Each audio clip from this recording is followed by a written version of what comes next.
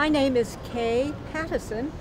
I'm a docent for the downtown walking tours. But I think the favorite part of the job is the interaction with the people that I am with and telling them these stories and bringing back to life all the people who went before us. I believe it's important for people from overseas to experience something of the culture of the United States.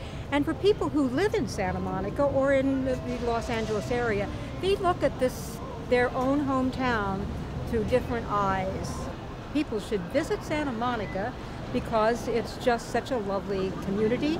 It's a beautiful place to be by the ocean, and it's filled with very friendly people, wonderful restaurants, great restaurants, and a lot of beach activities.